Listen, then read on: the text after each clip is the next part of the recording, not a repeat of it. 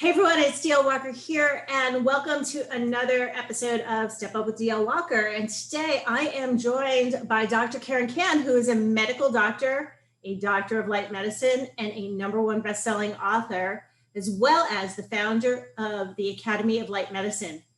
And through her academy, Dr. Karen teaches students a 3-step TOLPAKAN Healing Method, which involves aligning with the source of divine wisdom, asking quality questions through divine muscle testing, and activating high vibrational healing frequencies. She's kind of like Yoda from Star Wars, training you to be a self-healing Jedi Master.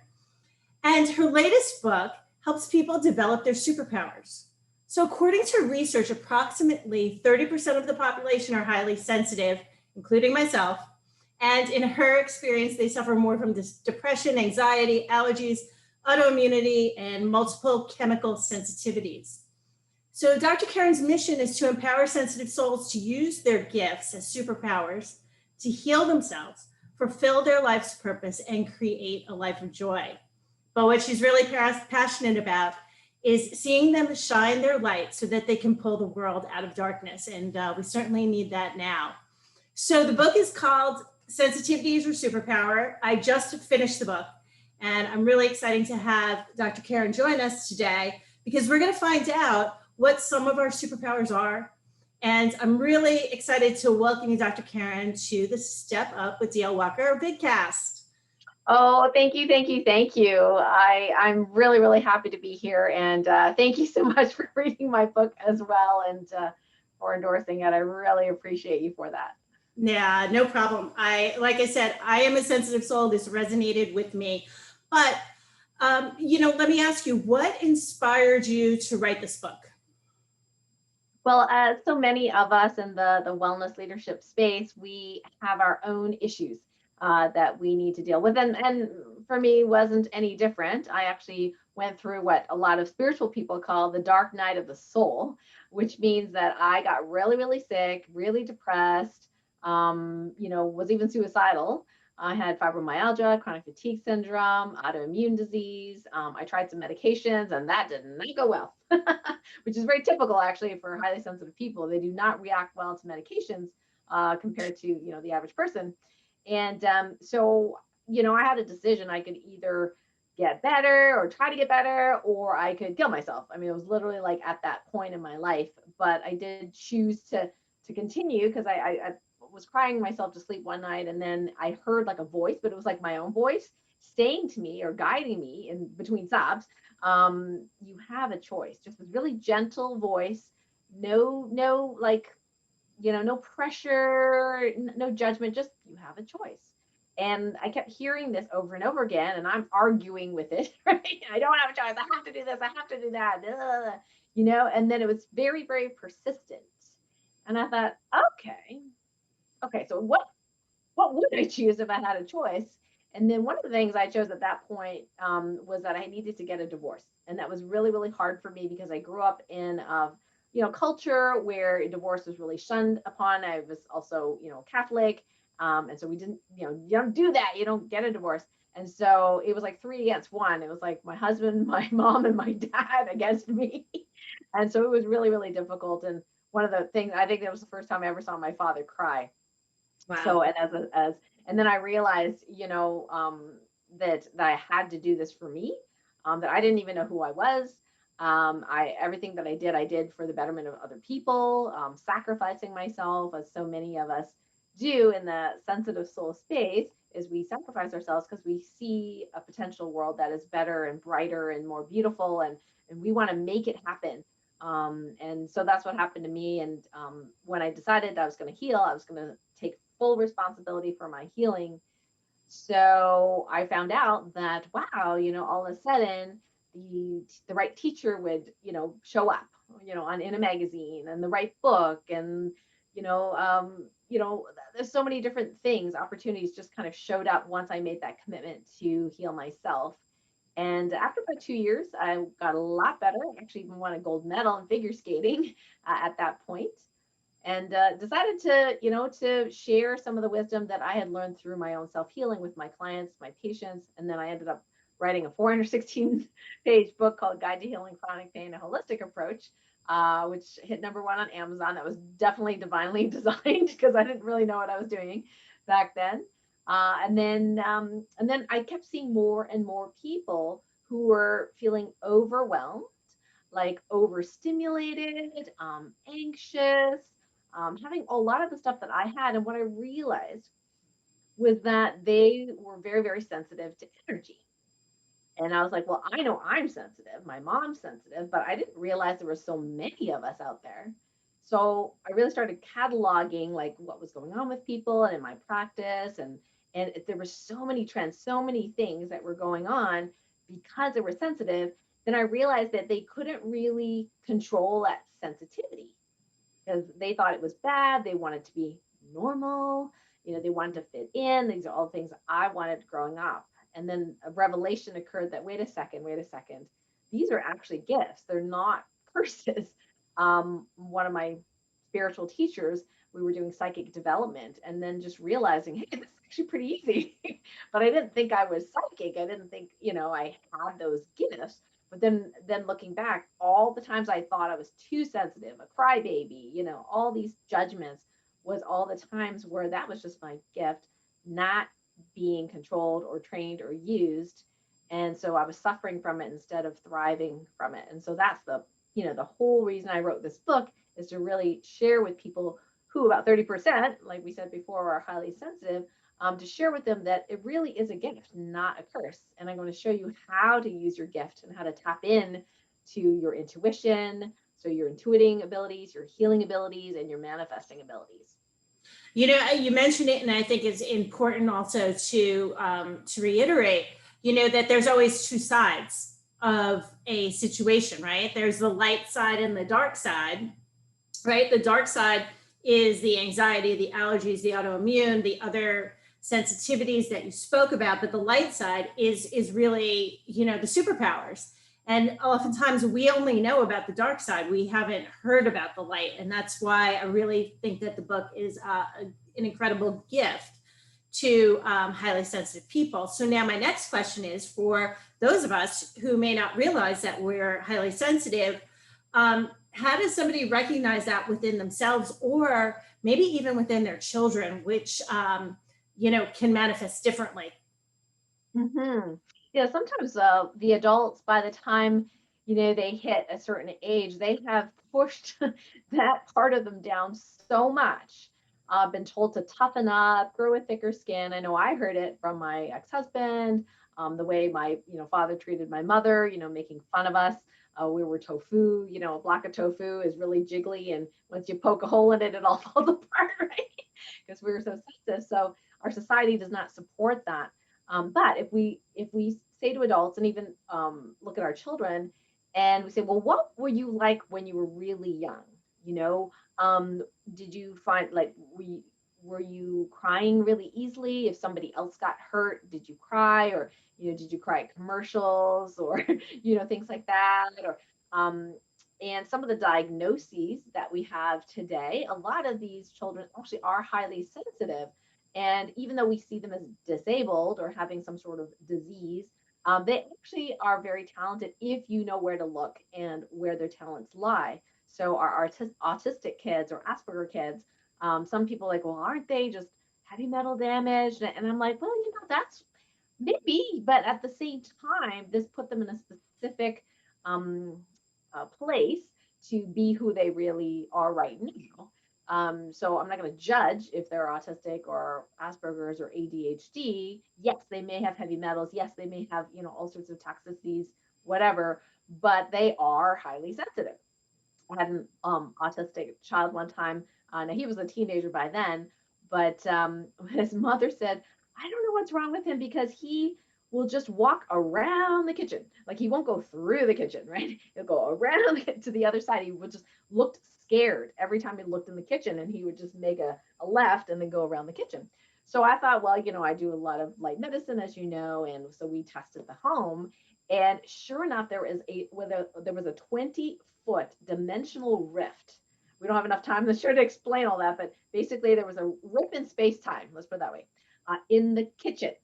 So he knew that that was not good for him, and he stepped around the rift. No one could see it, no one could sense it. But we use divine muscle testing, one of the skills we teach in the book, to figure that out.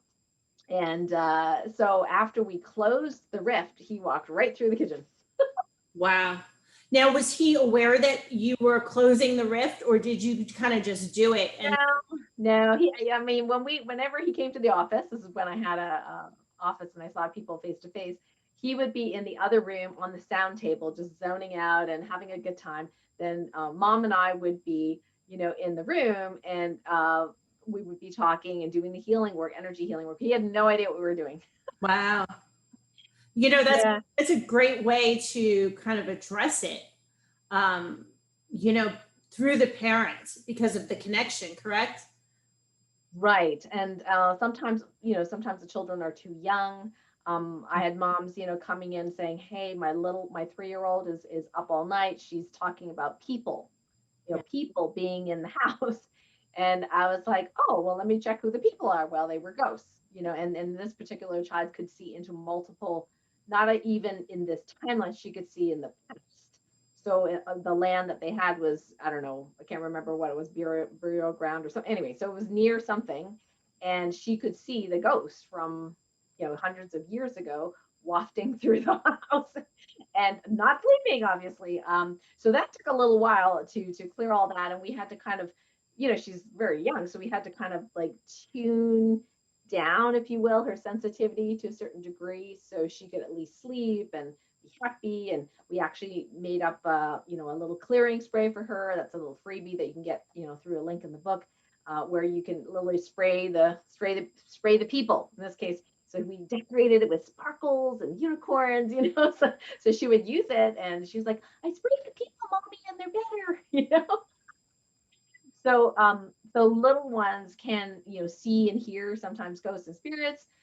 We never tell them not to do that, right? We never tell them, "Oh, that's not real," or "Oh, because the problem with that is because actually spirits are real, and we need to teach them how to discern the spirits that are safe to interact with and those that are not safe to interact with.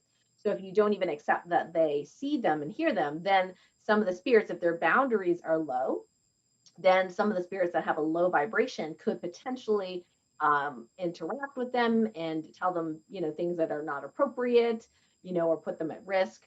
So we want to make sure we honor our children and we ask questions. So we don't say, "Oh, you didn't see that," right? We just say, "Oh, well, tell me more.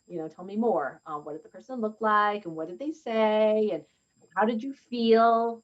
And these are some of the things that parents can do. Yeah, and actually, I think I reached out to you because my daughter a couple of years ago was, claiming to speak with her great grandmother, who I was very close with, and she had an opportunity to know, and of course, her father did tell her that. That you were able to work with me on it, and as a result, everything has gone just fine. From that point, but I think I will kind of revisit that conversation with her, just to kind of see how she's going with it. And yeah, but now, now that we understand what it means to be highly sensitive, so what kind of superpowers do we have? Right. So, when we are very sensitive, we sense a lot. So it's sort of like having a humongous sensor, or if you ever seen those big, huge radar dishes that the military has, Yeah. it's huge, right? It's like the size of a football field or something. It's huge. So highly sensitive people have this big sensor. So it's good and it's bad. It's bad in that sometimes you sense things that are not yours and you think they're yours, and sometimes it can be really uncomfortable. Mm-hmm. So, like, for example, when 9/11 happened in America, and I heard, now I wasn't there, but I heard that in some schools they wheeled all the children in and showed them the video of the plane going into the. So as for me, I'd be like, that is not appropriate. Okay, if the parents decide that that's appropriate, that's one thing, but the school to decide that, because children are more sensitive generally than adults anyway. But when you have sensitive children who are extra sensitive, that could really harm them and psychically scar them. So, but at the same time, we have this big sensor. One of our superpowers is being able to intuit or have really great access to our intuition, Mhm. but using it when we want to use it and not just feeling everything randomly when we don't need to use it.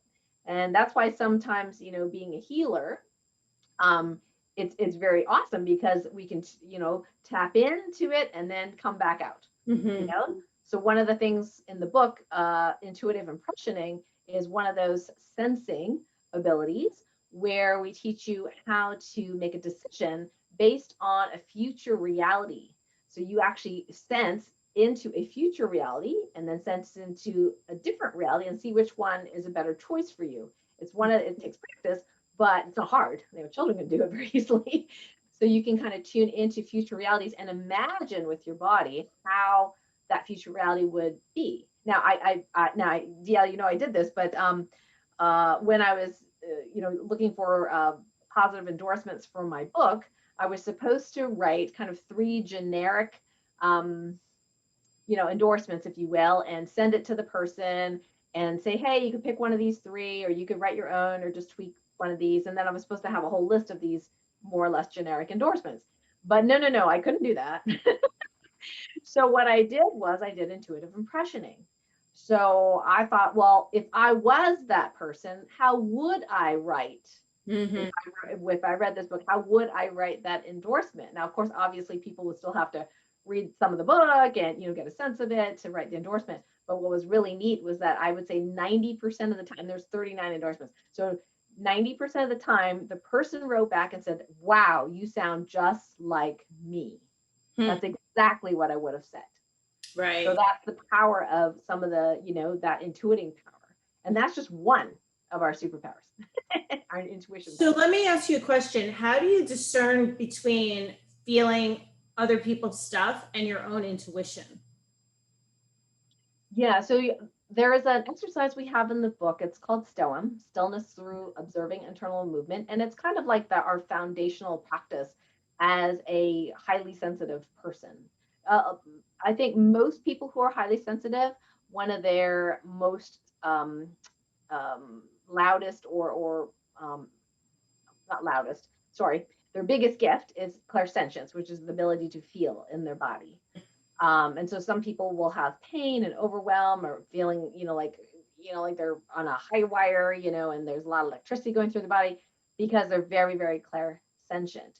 Mhm. So when we do that exercise, stillness through observing internal movement, we get the person fully embodied in their own energy and focusing on the energy within. And what happens is that they are here.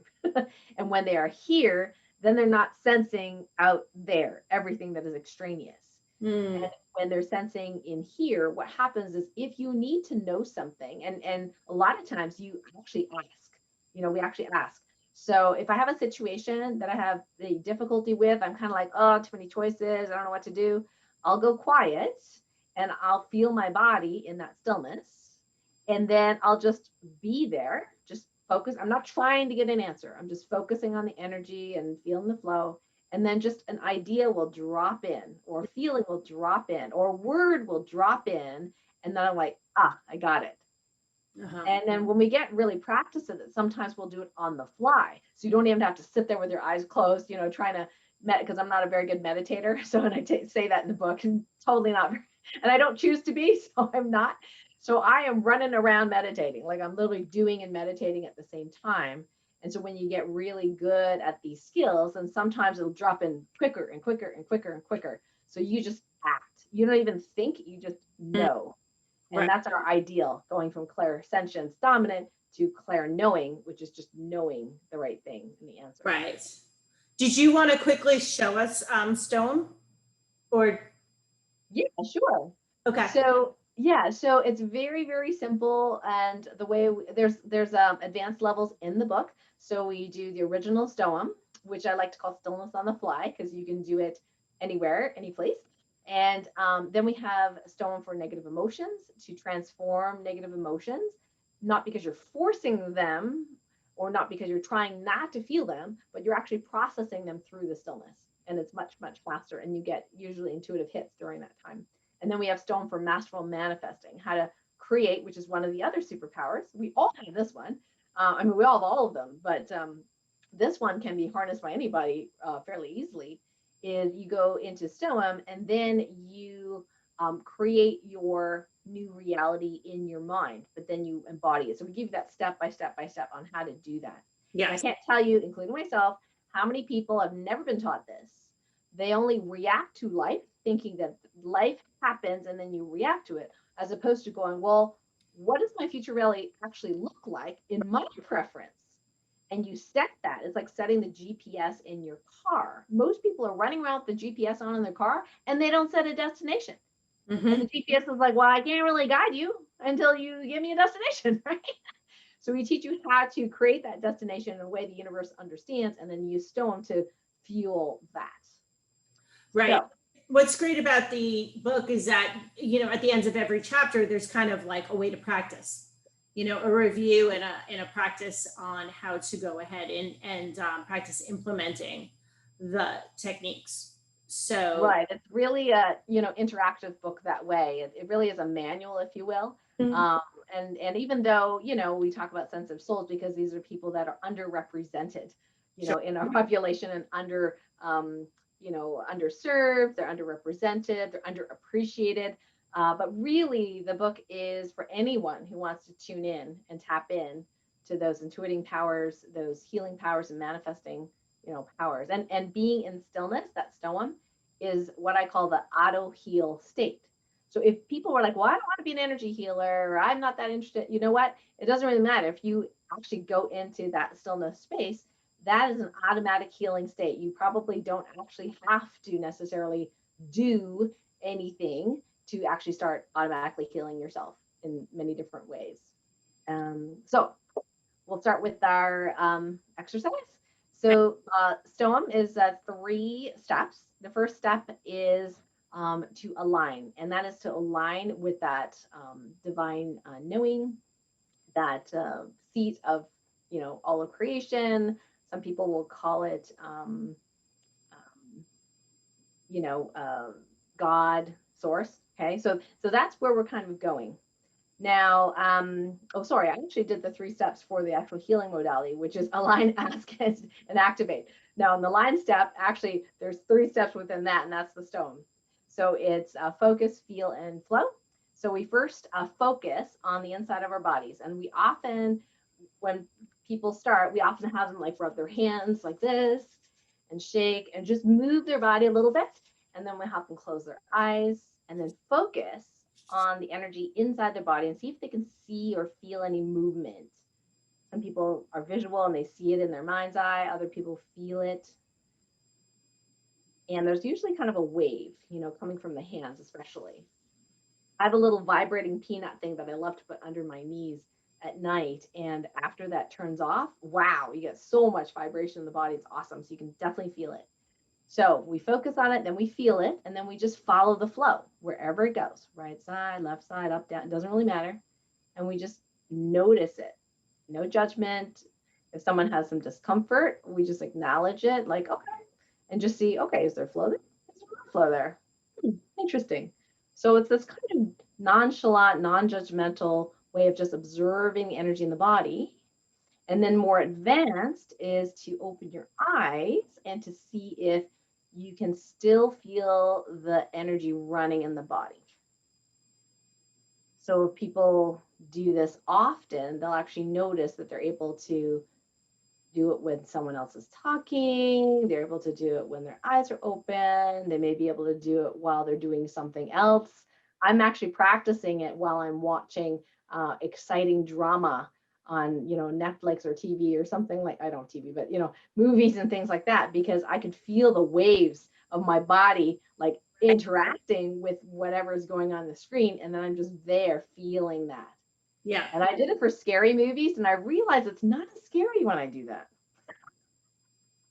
Yeah. I lose the entertainment piece. But anyway, but that's pretty much it for the stillness. So we go through that step by step by step, and then we'll show you some advanced ways of using it. And then you can actually, go into that alignment piece, which is stoam, and then be able to figure out what your foundational soul mission is. That's chapter 6. which is the soul mission matrix. And then we teach you how to do divine muscle testing if you want to start to ask specific questions of the 0 point of source. Is eating this bread for my highest and greatest good? Because some people are lost. We literally can ask, how many infections do I have in my body right now? Mm-hmm. People are concerned about COVID in 2020, and they're concerned about their immune systems. And people are like, oh, you gotta wear a mask, you gotta do this. I'm like, well, how happy is your immune system? Tell me right now. I gave you 3 minutes, right? And we get it in 50 seconds, but I give people 3 minutes. They have no clue. Right? And I think you can know these things. You can know exactly how healthy your Wei Qi field is, your energetic immune system is, your physical immune system is. You just need to ask. And people don't know they can ask, because I know if I start to get a little scratchy throat or something, or I feel that, I immediately check. I said, how happy is my immune system? If it's under 95%, I do an adjustment. I go into stillness, I do my little healing work, and I get it up to 95%. That little scratch goes away. I'm good as gold. So we still need to take care of ourselves. Of course, I can't not sleep for 3 days and expect that to happen. But there's a lot of power that people have, and they don't even know that they can tap into it. Yeah. In addition to good diet and, general precautions, exercise, all the other tools that we have that we're aware of to maintain our health, this is an extra thing, another tool. And why not use every tool that we have, especially if we're in a situation that, that could be potentially life-threatening or dangerous for ourselves, for sure. Right, exactly. And so I'm so lucky because my parents are very accepting of some of the energy healing work I do. So I do a little mini healing on them morning and night. Of course, that's beyond what we can teach just in that book, but it's really great because I can just check in if they have COVID or not, and just know, and they don't. They're immune to it. So yes, that's very assuring. Yeah, for sure. And so, we could definitely see the value in it. But then here's a question, do you have to be a sensitive soul in order to have superpowers? Or can anybody do this? Do sensitive souls do it easier? Does it take more practice for people who aren't sensitive? How do you answer that? Yeah, the interesting thing is, I think the number of people who are now in that sensitive soul camp has increased. From the 70s, they said it was 20%, and in 2018, the latest study, it was 30%. And the funny thing is, when I tuned into Source and asked that question prior to knowing the 2018 results, because I knew it was 20%, I was quoting 20% for the last year, And when I was writing the book, I needed to know what study it was. So I, emailed the folks and say, hey, which study was it, the percentage, right? So they took some time to email me back. But before that, I asked Source at 30%. I said, wow, that's exactly what I would guess, around 30-ish%. And so then when they finally emailed me back, said, oh, well, here's a newer study and here's the result. I looked at the study, it's at 30%. So that was a nice one to just back that up. But yeah, anybody who wishes to tune into their powers, and I hope more and more people do, because we need more people who think for themselves, right? Who are sovereign, who are not manipulated by other people's energies, whether that be TV or media or their uncle or whoever, and really can feel themselves. And that's why it's so important for us to be sovereign, to be in that stillness, because that is who we really are. Mm-hmm. And in that space, we're much more able to make powerful choices. So no, you don't need to be a sensitive soul to really get great benefit from all the skill sets that we're teaching in the book. Sensitive souls can do it easier to some degree. Although remember, they got a lot of noise. So it kind of depends on your perspective. Is it easier? Is it not easier? Some of the things like, oh, I feel so much in my body. Well, yeah, that's a gift. So maybe that's easier. But if they can't discern, if it's theirs or not theirs, then maybe it's harder. So it kind of depends on one's perspective. And when you mention the percentage, I'd be curious to know what percentage of the population has autoimmune disease. What percentage of the children have have a diagnosis of ADHD and or autism? Some of the things that seem to be more common. And I guess my question, it would be interesting to know if that's a direct correlation to the 30% that you mentioned. Well, yeah, there's a lot of factors, I'm sure, some people feel that the adjuvants and the extra stuff they put in vaccines are causing autoimmune disease in people, whether it be eggs or detergents or whatever. So we have a lot of reasons that we have more toxicity, GMO foods, I mean, lots of different things, but definitely it's skyrocketed. Like one of the stats I saw that there was a 344% increase in ADHD medication prescriptions for adult women in the last few years. And then there's like, oh gosh, I can't remember the exact stat for the number of autoimmune diseases, but it was a big boost, in that as well. And I think 1 out of 11 children, are diagnosed with ADHD and autism, yes, is rampantly increasing. And we don't, well, is it because we're diagnosing more because we know more, or is there really more autistic children? It could be a little bit of both, but they say that, before it was like 1 in 100, and now, it's like getting smaller and smaller and smaller and smaller. So soon it's going to be 1 in 4. Right, right. And why do you think there are more sensitive souls now than there were back in the 70s? Yeah, that's a really interesting question. I mean, as a, light medicine doctor or spiritual teacher, I believe it has to do with our cycles or spiritual cycles of development as humans. So it's like we're evolving. And, not just like our DNA, but just all of the parts of us are evolving. So I think it's a natural part of our evolution. Now, some people are like, wow, are you going to talk about aliens, Dr. Karen? The answer is, well, in the book, we do mention aliens. But they're like, given that there's billions of other Earth-like planets just in our universe alone, forget about the multiverse, it'd be kind of like egotistical to think that we are the only living humanoid beings, and there's some that don't even need an oxygen planet like we do, right? Sure. So there's many light beings or star people that I've met that are embodied in humans right now. They've come from all different kinds of planets, all different kinds of cultures. And in their evolution, they go through the stage that we're going through right now, is we get those skills. We get more sensitive, we get more skills. There are ways in communicating that does not require a mouth moving, we call it telepathy. And we do have a transformational telepathy level 1 in the book as well, how to do that. So I think it's just part of our natural evolution, even though there may be physical things that some people are saying are contributing to the dis-ease of these children growing up. But I see children now that are, there's like these waves. Dolores Cannon talks about it in her book, 3 Waves of Volunteers. The third wave are these really younger children who are being born who are just happy. Like, they're just happy. And they're like the third wave. They're the peacemakers. They're the joys. The middle people, which are more like you and me, and that, kind of age group, maybe a little younger as well, the 30-year-olds, we're more like a little bit more transformational. We have work to do to get it to that peace place.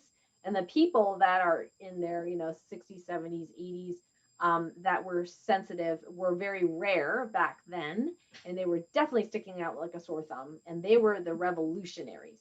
They had a really tough job to do. Nobody knew, nobody respected anything or who they were, and they really didn't fit in. So you and I are kind of in that middle group, the second wave of volunteers. Right. There's some revolution and evolution, and then that younger group is that they just hold the energy of joy and peace in their aura. That's their job. Yeah, I think we kind of see that in the younger generation that comes after my generation, like the millennials and what is it, Gen Z, that kind of thing. I know my daughter, very, very peaceful, very happy, very happy-go-lucky, like very few things. If I could count on like one hand the number of times that she cried that it was unrelated to pain, I don't think I'd get to 3 fingers. Wow. Yeah. So it's just, I look at her in awe and I wish I was more like her. So we each have our roles, but it's really great to have that. I mean, they're able to anchor that in because of the work we do. So, So we all have our roles. Yeah, and I think, people who are of our generation, so we're talking above, 30 to 60, right? About. Yeah, I think that, this time in particular has been pretty heavy, for those of us who aren't, who don't have the techniques that you talk about.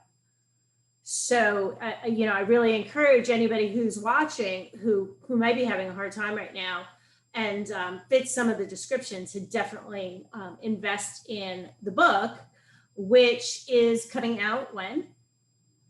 December 10th. December 10th, 2020, right at the end. So, yeah. Let's hope 2021 is easier, and maybe if we're harnessing our superpowers, it will be. Yeah, and really it's about that perspective. There's a saying, and I'm not saying it quite right. I don't know who to attribute it to, but it said, "Don't ask for life to be easier. Ask for the strength to overcome whatever happens in your life." Something like that. And then also seeing the dark and the light, right? Because you take a situation and you can choose to see it as terrible or Right.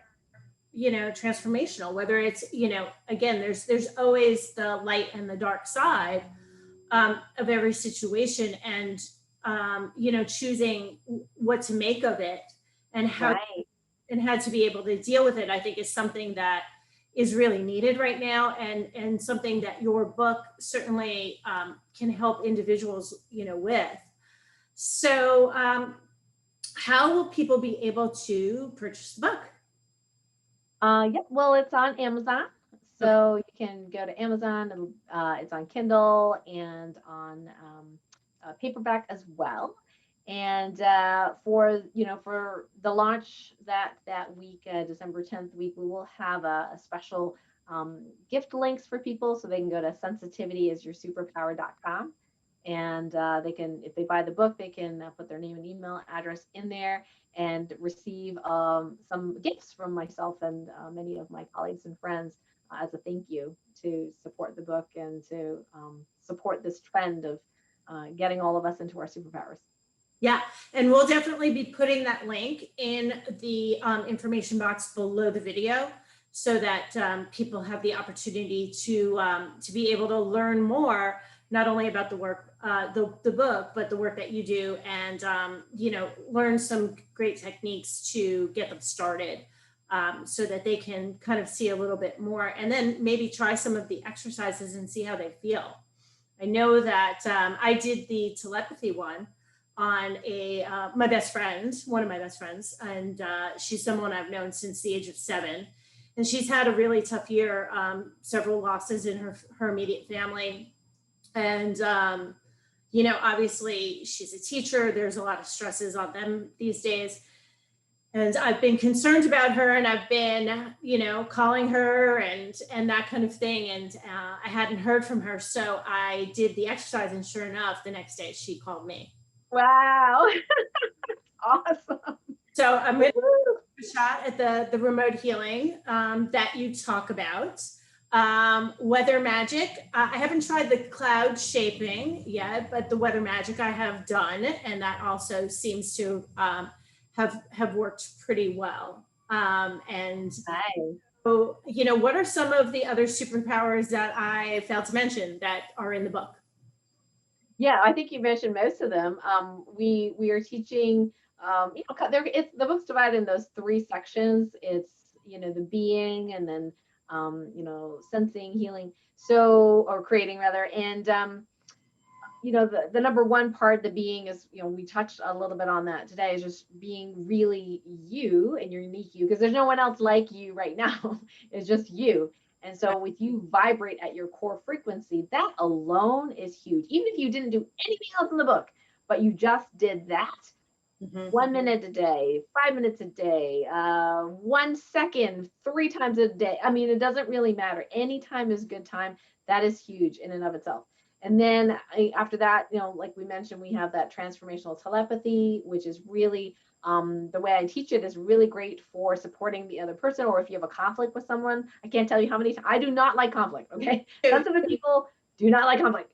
It really hurts us because we not only feel our own emotions, we feel their emotions too. Yeah. So it's a great way to resolve conflict with ease and grace without having to actually be in front of that person. So the transformational telepathy, the healing by proxy prop, something you were mentioning, it's remote healing using a prop or a doll, where we actually are able to do hands-on healing without actually touching the other person. They could be 3,000 miles away, and we can still, help and to send healing to them that way. And then we have the nirvana of no, which is it's one thing that definitely sensitive souls need to do, and that's the ability to say no. And that you think, well, why is that a superpower? You would not believe how big a superpower that is, because so many of us will say yes when we mean no, and all this kind of codependency stuff going on. And in fact, my I think my editor was laughing. She goes, "I'm going to read that a number of times, that chapter." Yes. Yeah, and we got perception kung fu, and that's basically using the reframe reliever, how to shift what you were talking about, that dark or light perspective, is really how to shift that perspective, like forcing the shift. You're just saying, does this serve me or doesn't this serve me? And then making a choice. Anytime you make a conscious choice, that is super, super powerful. Yes. Yeah, and then we talked about weather magic, which is influencing the weather. We've taught people to, move hurricanes, change the paths of storms, Yeah. make it sunny when it's their daughter's wedding. And, I did it for my friend for her wedding on the mountain. Normally, if there's any sort of rain at all, the entire mountain is closed. You can't even see, there's fog everywhere, right? So she's having this wedding in October, which is usually pretty wet. And it was supposed to be wet that day. And I just said we were performing African dance. And I said, okay, I'm going to teach you guys weather magic in 5 minutes. Okay. Because we got to clear this weather. So we did. And sure enough, it was fine. It was clear. And people were like, wow, like there was like hundreds of people there. They're like, wow, can you believe this weather? And they all said, oh, it was Dr. Karen. She did weather magic. It's like, no. We did weather magic. Right. So, and these are things that you can teach your children. Like cloud sculpting is just like telekinesis 101. But I mean, they're going to have so much fun, just learning that they have those powers.